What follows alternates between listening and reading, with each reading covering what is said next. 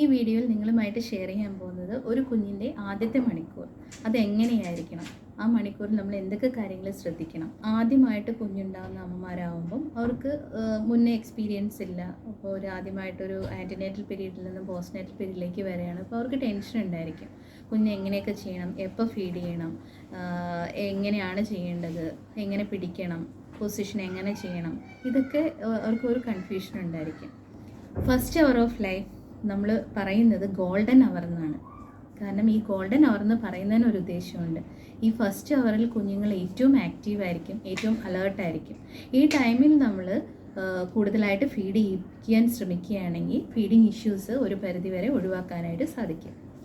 അപ്പോൾ ഫസ്റ്റ് ജനിച്ച് കുഞ്ഞിനെ കയ്യിൽ കിട്ടിയാൽ നമ്മൾ ആദ്യം ചെയ്യേണ്ടത് കുഞ്ഞിനെ skin to skin contact establish ചെയ്യുക എന്നുള്ളതാണ്. അതായത് കുഞ്ഞ് ഇൻട്രാ യൂട്രൻ ലൈഫിൽ നിന്നും പുറത്ത് എക്സ്ട്രാ യൂട്രൻ ലൈഫിലേക്ക് വരുമ്പം ആ ഒരു ട്രാൻസിഷണൽ പീരീഡ് അമ്മയെ സംബന്ധിച്ചും കുഞ്ഞിനെ സംബന്ധിച്ചും വളരെ ക്രൂഷ്യലായിട്ടുള്ള ഒരു ടൈം പീരീഡാണ്. അതായത് ഈ ടൈം പീരീഡിൽ നമ്മൾ കൂടുതൽ skin to skin contact establish ചെയ്യുന്നത് മൂലം അമ്മയും കുഞ്ഞും തമ്മിലുള്ള ബോണ്ടിങ് ഡെവലപ്പ് ചെയ്യാനായിട്ട് ഇത് ഹെൽപ്പ് ചെയ്യുന്നു. അപ്പോൾ എങ്ങനെയാണ് സ്കിൻ ടു സ്കിൻ കോണ്ടാക്റ്റ് കൊടുക്കുന്നത് എന്ന് നോക്കാം. ഡ്രസ്സ് മാറ്റി, അമ്മയുടെയും ഡ്രസ്സ് മാറ്റുക, ഫ്രണ്ട് ഓപ്പണായിട്ടുള്ള ഒരു ഡ്രസ്സ് എടുത്തിടാം. എന്നിട്ട് കുഞ്ഞിനെ ഇതുപോലെ തലയും കഴുത്തും ബട്ടക്സും ഹോൾഡ് ചെയ്യുക. ഇതുപോലെ ചേർത്ത് പിടിച്ച് ഫ്രണ്ടിലേക്ക് വന്ന് കുഞ്ഞിനെ ദേഹത്ത് കിടത്തി ചൂട് കൊടുക്കാം. എപ്പോഴും ശ്രദ്ധിക്കേണ്ടത് കുഞ്ഞിൻ്റെ തലയും കഴുത്തും ചേർത്ത് പിടിക്കുക, ബട്ടക്സ് ഹോൾഡ് ചെയ്യുക. എന്നിട്ട് പുറമേക്കൂടെ ഒരു തുണി എടുത്ത് ജസ്റ്റ് ഒന്ന് കവർ ചെയ്യാം. അപ്പോൾ അതാണ് നമ്മൾ സ്കിൻ ടു സ്കിൻ കോണ്ടാക്ട് എന്ന് പറയുന്നത്. സ്കിൻ ടു സ്കിൻ കോണ്ടാക്ട് കൊടുക്കുമ്പോൾ അമ്മയും കുഞ്ഞും തമ്മിലുള്ള ബോണ്ടിങ് കൂടും.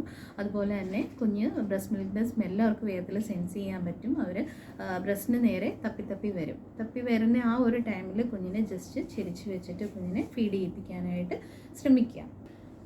ഈ ഫസ്റ്റ് അവർ എല്ലാ അമ്മമാർക്കും എല്ലാ കുഞ്ഞുങ്ങൾക്കും ഒരുപോലെ ആയിന്ന് വരത്തില്ല. അത് ചിലപ്പോൾ അമ്മയുടെ റിസ്ക് ഫാക്ടേഴ്സ് ഉണ്ടായിരിക്കും, ചിലപ്പോൾ കുഞ്ഞിന് റിസ്ക് ഫാക്ടേഴ്സ് ഉണ്ടായിരിക്കും. അതുപോലെ തന്നെ സിസേറിയൻ ഡെലിവറിയാണ്, അതുപോലെ കൂടുതൽ സെഡേഷൻസ് കൂടുതൽ എടുത്തു, അപ്പോൾ ഇങ്ങനെയൊക്കെയുണ്ട്. അതുപോലെ തന്നെ നിപ്പിൾ ഇൻവേർട്ടഡ് ആണ് അല്ലെങ്കിൽ ഫ്ലാറ്റ് നിപ്പിളാണ്. ഇതൊക്കെ നമുക്കൊരു ചലഞ്ചസ് ആണ്. അപ്പോൾ ഈ ടൈമിലൊക്കെ കുഞ്ഞുങ്ങൾ ചിലപ്പം ആക്റ്റീവായിട്ട് ഡിമാൻഡ് ചെയ്യാൻ ചിലപ്പോൾ വരണമെന്നില്ല. വന്നില്ലെങ്കിലും കുഞ്ഞിനെ ഒരു 3 hourly എടുത്ത് ഫീഡ് ചെയ്യിപ്പിക്കേണ്ടത് വളരെ അത്യാവശ്യമാണ്. പിന്നെ പാല് കുടിക്കാത്ത കുഞ്ഞുങ്ങളാണ്, അതുപോലെ തന്നെ ഫീഡിങ് നിപ്പിൾ ഇൻവേർട്ടഡ് ആണ്, നിപ്പിൾ ഫ്ലാറ്റ് നിപ്പിളാണ്. അപ്പോൾ ഇങ്ങനത്തെ കാര്യങ്ങളൊക്കെ ഉണ്ടെങ്കിൽ നമ്മൾ അപ്പം തന്നെ കറക്റ്റ് ചെയ്യാനായിട്ട് ശ്രമിക്കുക. കറക്റ്റീവ് മെഷേഴ്സ് എടുക്കുക, കറക്റ്റ് ചെയ്യിപ്പിക്കുക.